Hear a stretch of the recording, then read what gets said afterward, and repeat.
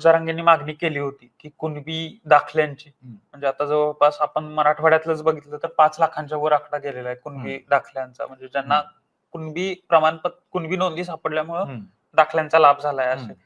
आता हे कुणबी प्रमाणपत्र मिळाल्यानंतर हे आता ओबीसी मध्ये गणले जाणार आहेत.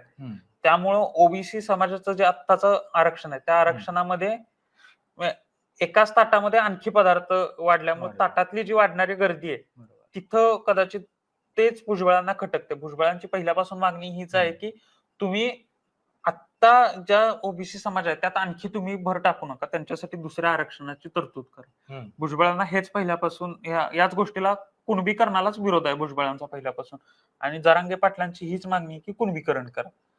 जी जो ओबीसी समाजावर अन्याय होतो तो त्या समाजाचं हेच मत आहे की कुणबी समाज झाल्यामुळं ओबीसी मध्ये आरक्षणाच्या वाट्यात ते वाटेकरी वाढणार आहेत. बरोबर. त्या वाटेकऱ्याला ओबीसी समाजाचा विरोध आहे.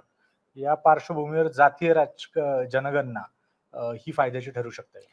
जातीय जनगणनेमुळे कदाचित आरक्षणाच्या ज्या आत्ताच 52% जी कॅप आहे ती कदाचित म्हणजे बिहारमध्ये आपण जसं बघितलं तर बिहार सरकारला असं समजलं की आपल्याकडे 36% ओबीसी समाज आहे, त्यामुळे ज्या योजना आहेत किंवा आरक्षण वाढीसाठीच्या ज्या प्रस्ताव आहेत, जी 52%ची कॅप आहे ती निघून जाण्यास कदाचित मदत होईल.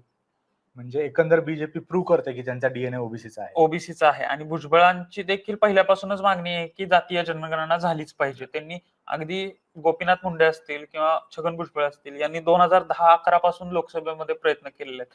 समीर भुजबळ जेव्हा खासदार होते नाशिकचे ते असतील किंवा गोपीनाथ मुंडे असतील, यांनी मनमोहन सिंग सरकारकडे त्यावेळीपासून मागणी केली होती की जातीय जनगणना करा. बरोबर.